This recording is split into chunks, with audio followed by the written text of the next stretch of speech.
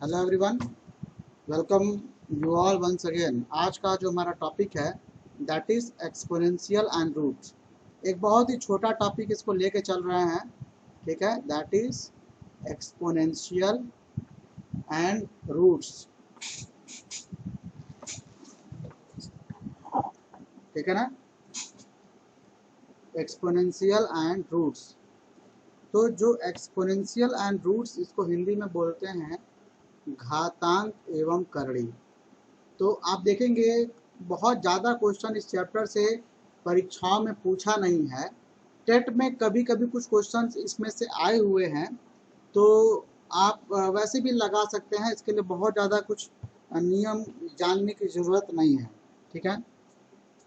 हालांकि कुछ बेसिक्स अवधारणाओं को समझने का हम प्रयास करेंगे, ठीक है। बताइए कौन कौन लोग जुड़ चुके हैं, एक बार अपना रेज योर हैंड्स। कौन कौन लोग क्लास कर रहे हैं?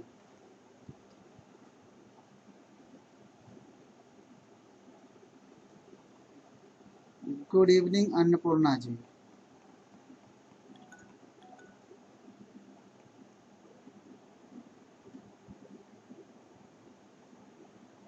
देखिए ध्यान से, तो एक्सपोनेंशियल एंड रूट्स में बहुत छोटी छोटी चीज़ों को लेकर के हम लोग चलेंगे और बहुत आसान चीज़ें हैं।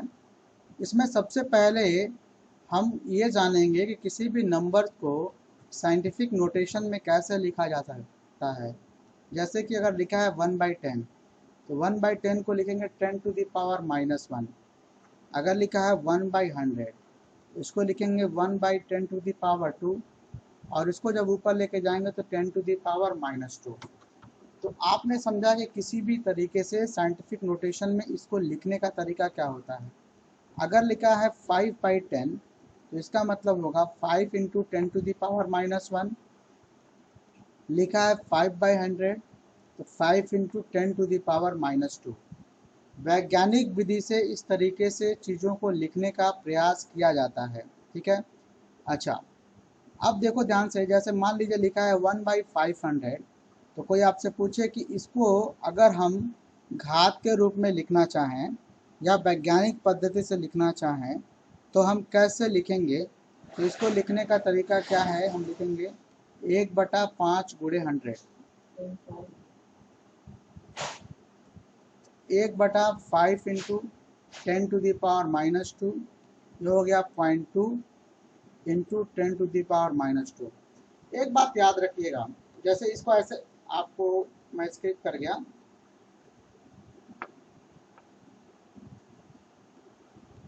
यहाँ से देखिए, इसको ऐसे समझिए। जैसे मान लीजिए ये 1 मिनट +2 है। देखो, इसको हम लिखेंगे 1/5 को अलग कर दो इंटू, और 1/10⁻² को जब ऊपर लेके जाएंगे तो ये हो गया 10⁻⁻²। अब यहाँ पे 1/5 को आप डिसिमल में चेंज कर दो, तो डिसिमल में चेंज करेंगे कितना होगा 0.2 इंटू 10⁻⁻²। एक बात समझिएगा, कभी भी जब साइंटिफिक नोटेशन में, या इसको वैज्ञानिक पद्धति कहते हैं, ये जो तरीका हम लिख रहे हैं इसको वैज्ञानिक पद्धति कहते हैं, ठीक है ना। समझ में आ रहा है। तो हमेशा याद रखना है कि जो संख्याएं हम लिखेंगे उसमें एक अंक के बाद हमेशा दशमलव होना चाहिए। जैसे मान लीजिए कि अगर किसी में दशमलव 2 अंक के बाद है, या 3 अंक के बाद है, या 4 अंक के बाद है, तो हमेशा उसको एक अंक के बाद आपको करके रखना है, ठीक है। जैसे 0.2 इंटू 10⁻⁻² है, तो 2 के बाद अगर दशमलव लेके जाएंगे, तो मैंने आपको इसके पहले बताया था कि राइट साइड में अगर दशमलव लेके जाते हैं तो 10 का पावर बढ़ता है, और अगर लेफ्ट साइड में लेके जाते हैं, राइट तो आपको पता होगा ना, राइट माने दायां और लेफ्ट माने बायां, ठीक है। जिस हाथ से खाना खाते हैं वो दायां, ठीक है। और तो ये आपका होगा 0.2 इंटू 10⁻⁻²। तो 2 इंटू 10 कितना होगा। अब इसको जब हम राइट साइड में लेके जाएंगे तो 10 का पावर रेज करेगा, यानी बढ़ेगा, यानी होगा 2 गुणे 10⁻⁻3, ठीक है। समझ में आ रहा है। अच्छा, इस तरीके से छोटी छोटी चीज़ें हैं जिसमें आपको चीज़ों को समझने का प्रयास करना है। अच्छा मान लीजिए लिखा है 1/2 लाख, तो 1 बटा इसको लिखेंगे 2 × 10⁵, 1/2 को अलग कर दो, 1/10⁵ को अलग कर दो, 1/2 × 10⁻, कितना हो गया -5। 1/2 को दशमलव में बदलेंगे तो कितना होगा 0.5 × 10⁻⁻5। ठीक है, मैंने कहा कि हमेशा दशमलव एक अंक के बाद लगाना है, यानी कि हमारा जो दशमलव भाई साहब है वो 5 के बाद आना चाहिए, यहाँ आना चाहिए। तो यहाँ पे लाने के लिए, इसको यहाँ पे लाने के लिए 0.1 अंक दाहिनी ओर खिसकाएंगे। तो जब दाहिनी ओर खिसकाएंगे तो 10 का घात क्या होगा, बढ़ जाएगा, यानी इसका आंसर होगा 5 × 10⁻⁻6। ठीक है, ये जरूरी भी है, हमको ये चैप्टर जरूरी भी है क्योंकि इसका इस्तेमाल बहुत सारे अन्य चैप्टरों में भी किया जाता है। ठीक है, अच्छा अब देखो ध्यान से, अगर मान लीजिए कि ऑलरेडी कोई दशमलव अंक हमारा दिया गया है, ठीक है, मान लीजिए एक इस तरह से दिया गया है, कहता है कि इसको अगर हमारा उत्तर वैज्ञानिक संकेतन के रूप में लिखना है तो कैसे करेंगे। ठीक है, तो इसमें देखो, जब हम इसको लेफ्ट में लेके जाएंगे तो ये पावर क्या होता है, बढ़ता है। ठीक है ना, पावर क्या होता है, बढ़ता है। और जब इसको हम राइट में लेके जाएंगे तो पावर हमारा क्या होगा, घटेगा। ठीक है ना, पावर हमारा क्या होगा, घटेगा। तो अगर हम दशमलव को 2 के बाद लेके आए, 2 अंक हम किधर खिसकाए हैं, बाईं तरफ, तो 10 पे घात कितना हो जाएगा, 4, यानी पावर हमारा क्या हो गया, बढ़ गया। लेकिन अगर मान लो कि ये ऐसे होता,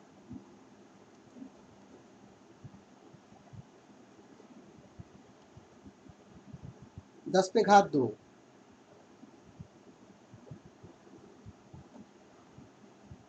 समझ में आ रहा है। तो अभी हमको अगर ये कहा जाए कि आपको दशमलव को 1 अंक के बाद लाना है, दशमलव यहाँ पर है, उसको हम 2 के बाद लेके आएंगे, तो 2.856 गुणे, अब पावर क्या होगा इसका, घटेगा। पावर क्या होगा इसका, बढ़ेगा नहीं, क्या होगा, घटेगा। यानी कितना हो जाएगा आपका 10⁻1। कितना हो जाएगा, 10⁻1। समझ में आ रहा है, 10⁻1 इसकी वैल्यू हो जाएगी, ये आपका आंसर। अब बताओ, नोट कर लीजिए और बताइए समझ में आया कि नहीं आया।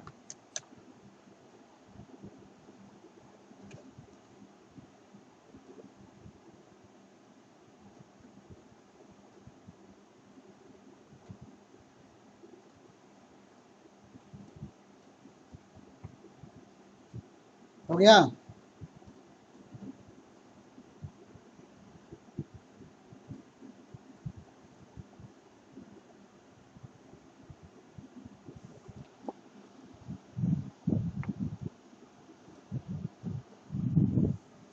ओह ठीक है। तो आगे देखिएगा, अब हमको इसमें देखना है कुछ घातांकों के नियम होते हैं। पहला नियम, समान आधार होने पर, समान आधार होने पर, एक याद रखना, अगर कहीं पे लिखा है a⁴b, हम इसको क्या पढ़ेंगे, हम पढ़ेंगे a के घात b। तो ये जो a है, इस a को बोलते हैं हम आधार, और ऊपर वाले को बोलते हैं क्या, घात। ठीक है, घात। तो नीचे वाले को बोलते हैं आधार और ऊपर वाले को बोलते हैं घात। तो हम कहेंगे कि अगर ये आधार समान रहे और गुणा की क्रिया हो तो घातांकों को जोड़ दिया जाता है। ठीक है ना, और आधार समान रहे और भाग की क्रिया हो तो घातांकों को घटा दिया जाता है। उदाहरण के तौर पे अगर लिखा है 2 पे घात 3 गुणे 2 पे घात 2, तो कितना होगा, 2 पे घात 5 हो जाएगा, क्योंकि यहाँ पर दोनों का आधार क्या है, समान है। आधार क्या है, समान है, हमने घात को क्या कर दिया, जोड़ दिया। अगर लिखा है 3 पे घात 2 गुणे 3 पे घात 3 गुणे 3 पे घात -2। तो अभी क्या करेंगे, समान आधार होने पर तीनों का आधार क्या है, समान है, और कितना है, 3 है। तो घात को जोड़ दीजिए, 2 धन 3 -2, 2 से 2 कट गया, कितना होगा, 3 पे घात 3, 3 त्रिक का 9 त्रिक 27। समझ में आ रहा है, ये हो गया 3 त्रिक का 9 त्रिक 27। क्लियर है। अब देखिएगा नंबर 3। अब यहाँ पे हम भाग वाला उदाहरण ले लेते हैं। मान लीजिए लिखा है 3 पे घात 6 भागा 3 पे घात 2। यहाँ पर भी आधार आप देखोगे दोनों का क्या है, समान है। तो मैंने बताया कि जब आधार समान होता है तो भाग की क्रिया में घातांकों को घटा देते हैं, तो यह कितना हो जाएगा, 3 पे घात 4। समझ में आ रहा है। ये हो गए आपके 2 नियम, ये उदाहरण था। अब आप देखिए इसमें का नियम नंबर 3। तीसरा नियम क्या है, मान लीजिए किसी भी संख्या का घात है, फिर उसका भी कोई घात है। तो जब घात का घात होता है तो घातों का आपस में हम गुणा कर देते हैं, यानी कि यक्स पे घात कितना हो जाएगा, ए बी। अगर लिखा है यक्स पे घात ए और उस पर घात बी, तो ये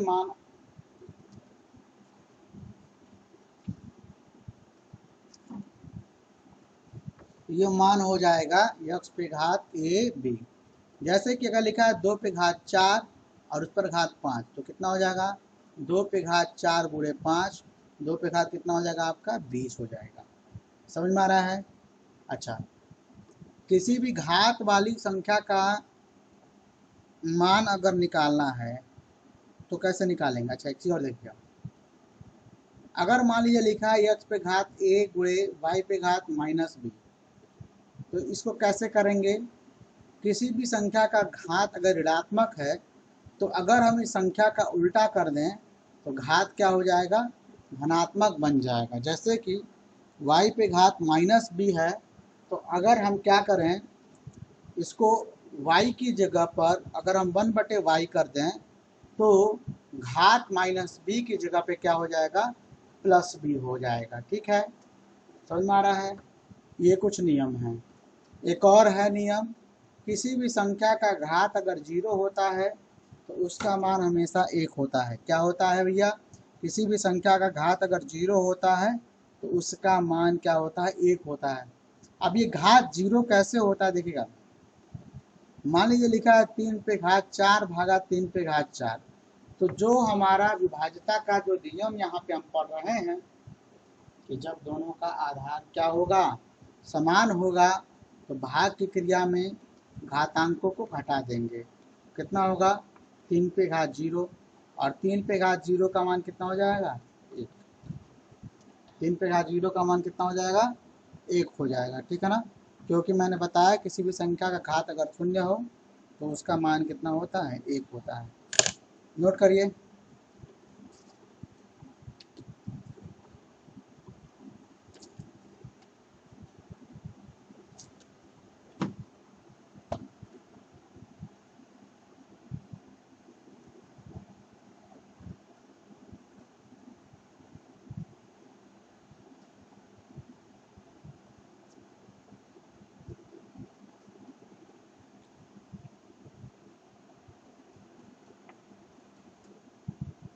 सबका हो गया।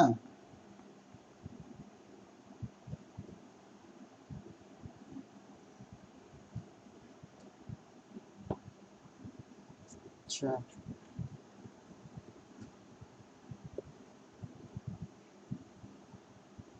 अच्छा, तो इसका मतलब सबका हो गया। ठीक है ना। अच्छा, बड़ा तेज आप लोग लिख रहे हैं। चलिए आगे देखिए।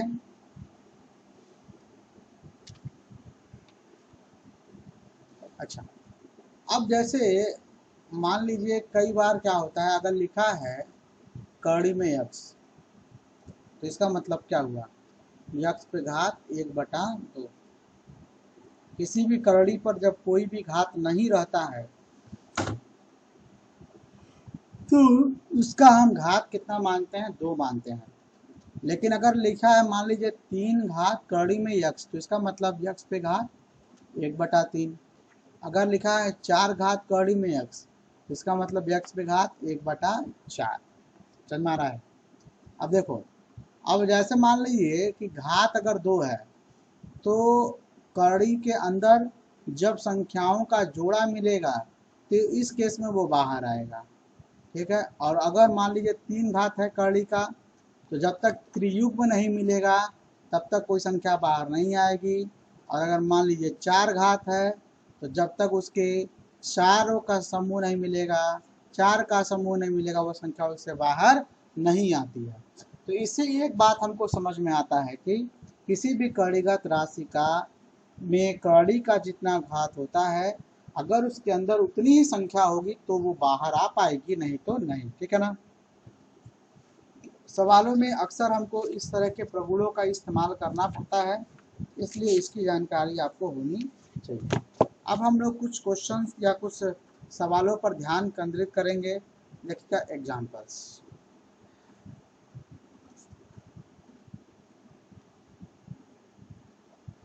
एग्जाम्पल नंबर 1, देखिए दिया 2/5 पर घात 5 गुणे 2/5 पे घात -3, ठीक है, -3। और आपके ऑप्शन है, पहला है 4/27, दूसरा है 4/25, तीसरा है 4/28 और चौथा है 5/25, ठीक है ना। मैंने अभी आपको बताया कि समान आधार होने पर, तो देखो इसका आधार कितना है 2/5, इसका कितना है 2/5, दोनों का आधार क्या है, समान है। तो समान आधार होने पर गुणा की क्रिया में घातांकों को क्या करते हैं, जोड़ देते हैं। तो 2/5 और 5 में से 3 जब जाएगा तो कितना बचेगा, 2 बचेगा। समझ में आ रहा है?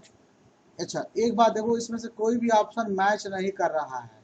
तो याद रखना, जब ऑप्शन मैच नहीं कर रहा है तो आपको देखना होगा कि कहीं कड़ी को सरल करके तो नहीं लिखा है। तो 2/5 पर घात 2 है, इसका मतलब कि हम 2/5 का 2 बार गुणा कर देंगे, कितना हो जाएगा 4/25, कितना हो जाएगा 4/25, ठीक है। अच्छा, दूसरा एग्जाम्पल देखिएगा, 2 पे घात x बराबर 4 पे घात 3, तो x का मान बताइए। ऐसे सवाल को हम कैसे लगाएंगे, देखिएगा एक बात समझिएगा, अगर कोई भी दो संख्याएं अगर हमने लिया है, देखो a पे घात x बराबर a पे घात y है, आधार दोनों का क्या है, समान है। तो याद रखना, यदि आधार समान है, यदि आधार समान है तो घात भी समान होगा, ठीक, नंबर 1। दूसरा,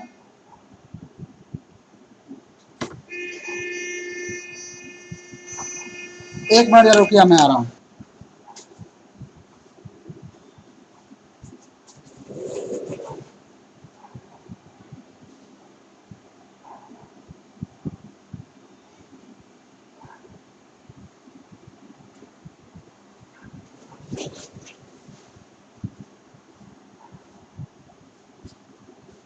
हाँ बताइए, देखिए तो दूसरा देखिएगा, अगर मान लीजिए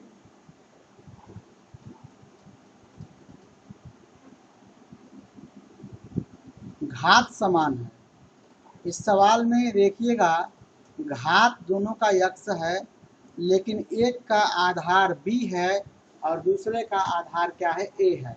तो उसी तरीके से यदि घात समान होगा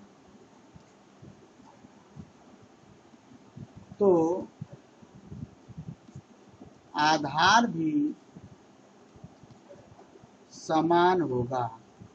अगर घात समान होगा तो आधार भी क्या होगा, समान होगा। समझ में आ रहा है? ठीक, नोट करिए, ये दोनों बातें याद रखनी है क्योंकि अधिकतर सवाल इस पर पूछे जाते हैं।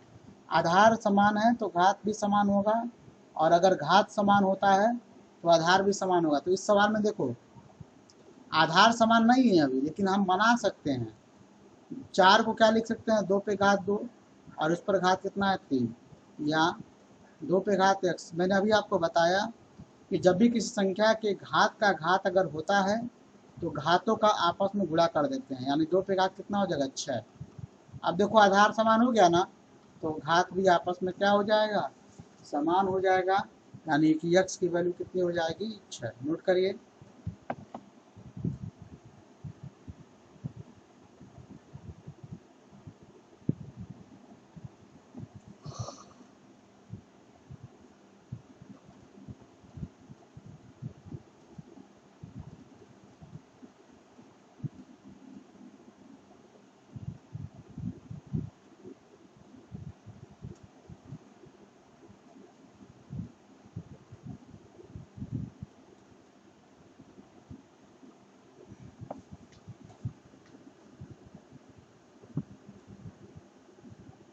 हो जाए तो बताइएगा।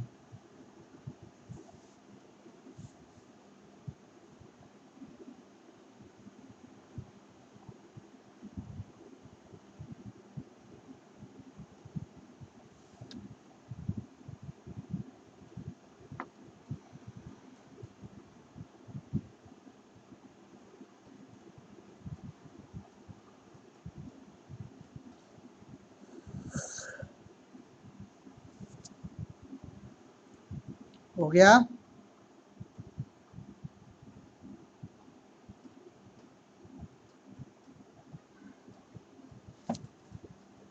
ठीक है, अगला एग्जांपल देखिए नेक्स्ट।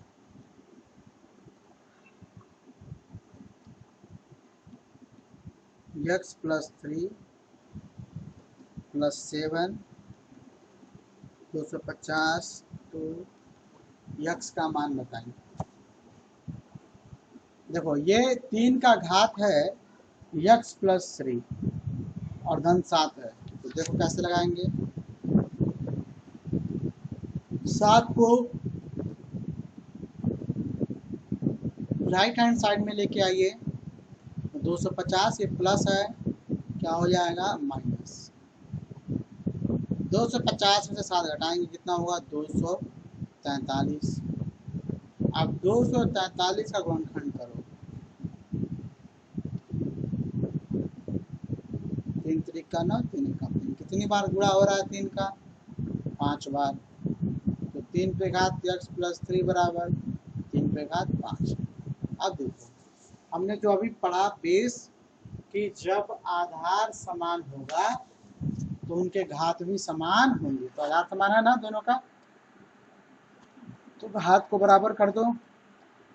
x इक्वल टू कितना होगा 5 माइनस 3 कितना हो गया, तो x is equal to 5 minus 3 equal to 2। समझ में आ रहा है। अब देखिएगा एक क्वेश्चन है इंपॉर्टेंट हो सकता है ये क्वेश्चन। x पे घात b प्लस सी पर घात b माइनस सी इंटू x पे घात c प्लस a पर घात c माइनस a इंटू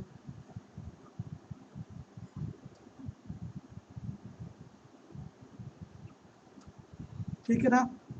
आपने वर्गांतर का सूत्र पढ़ा हुआ है, आपने पढ़ा है कि a plus B into A minus B. मैं लिख भी दे रहा हूं, क्या होता है A square minus B square, तो बी प्लस सी गुणे बी माइनस सी क्या होगा B square minus C square, C plus A into C minus C क्या होगा C square minus A square, A plus B into A minus B क्या होगा A square minus B square. अब दोनों को जोड़ दीजिए, देखो तीनों का आधार क्या है समान है।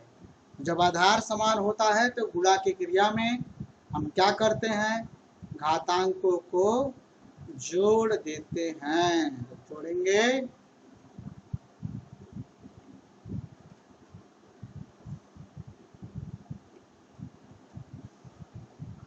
बी स्क्वायर से बी स्क्वायर कट गया, ए स्क्वायर से ए स्क्वायर कट गया, कितना आएगा एक्स पे घात 0। और आपने पढ़ा है कि जब भी किसी संख्या का घात शून्य होता है तो उसका मान कितना होगा, यानी इस सवाल का आंसर कितना होगा, 1 होगा। नोट करिए।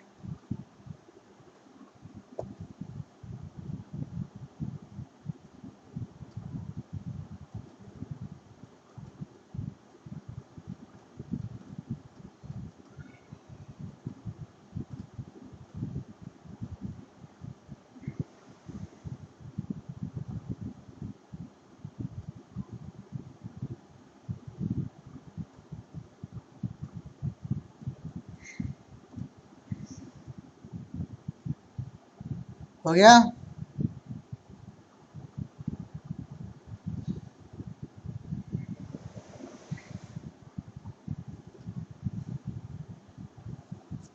हो गया सबका।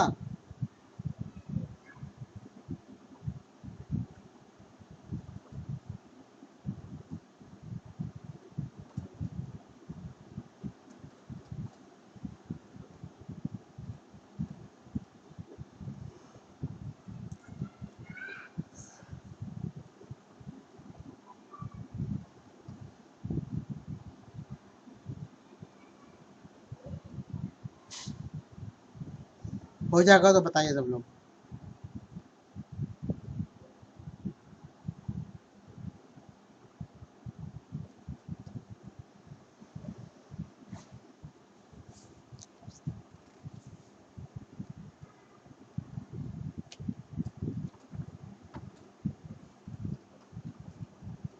हो गया।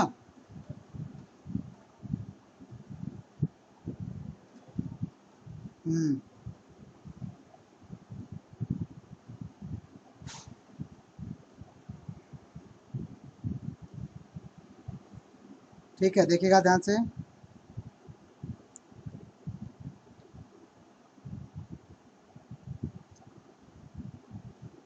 अगला सवाल देखते हैं।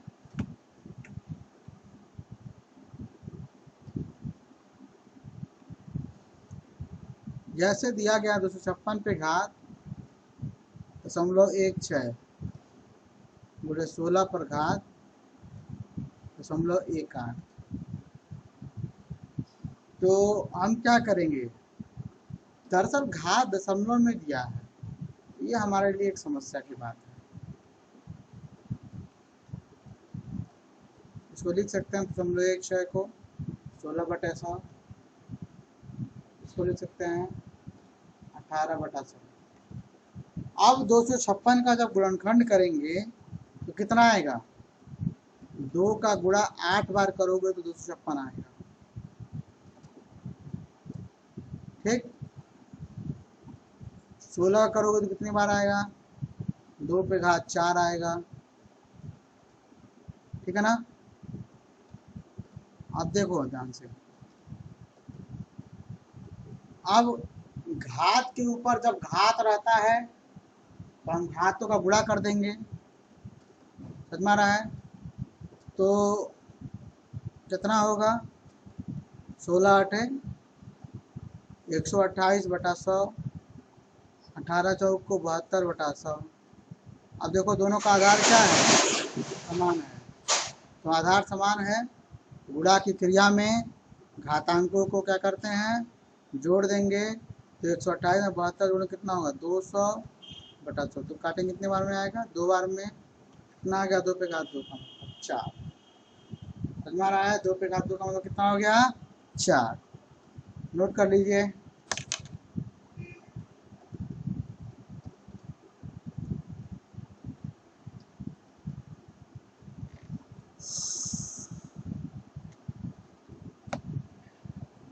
हो गया।